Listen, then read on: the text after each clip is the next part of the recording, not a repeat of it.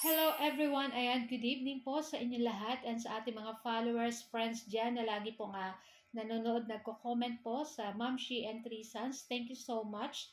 So for today's video ay tara at samahan niyo po ako magluto nitong ating napakasarap na ulam for today's video. Walang iba kundi itong ating chicken adobo. Ayan, syempre masarap po talaga itong ating lulutuin at talagang ito po ay halos favorite natin lahat. Ayan.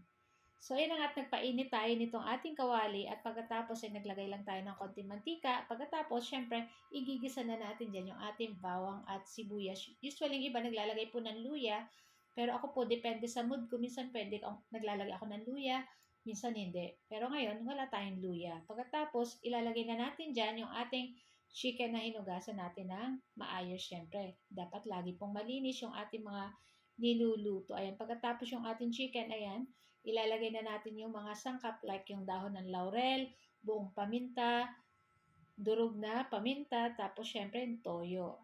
Tapos yun po yung ating lasa dyan. Tapos mamaya po maglalagay ako dyan ng sugar para pang-balance sa lasa. Para yung lasa po nitong ating adobo is nag-aagaw yung tamis, asim ng suka, at yung alat ng toyo. Tapos isasabay ko na rin dyan guys yung ating patatas. So meron akong 2 pirasong patatas sa rep. Sinama ko na dyan para may gulay naman yung ating chicken adobo. Ayan. Tapos tatakpan lang po natin iyan at palalambutin lang natin yung ating chicken and yung ating patatas.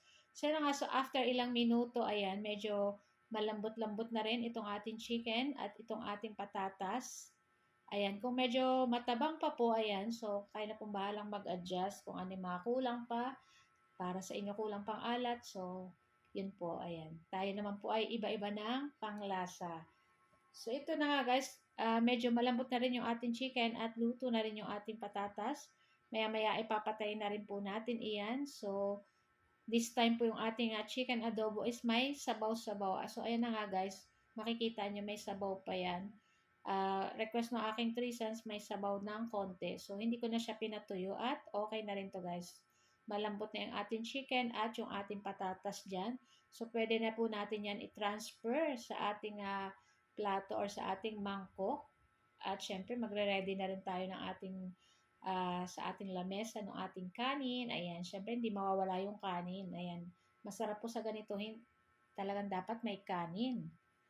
So na nga at okay na to guys. So transfer na natin ito. Naku, napakabango at talagang yung lasa nito guys, nag-aagaw yung asim, gawa ng suka, tapos may tamis-tamis, gawa ng ating sugar na nilagay, tapos yung toyo. Kaya super yummy nito guys. Itong sabaw na to guys, naku, sabaw pa lang, ulam na.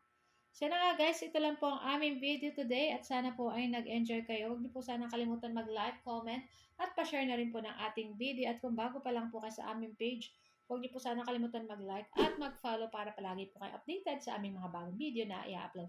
So guys, thank you for watching. Ciao!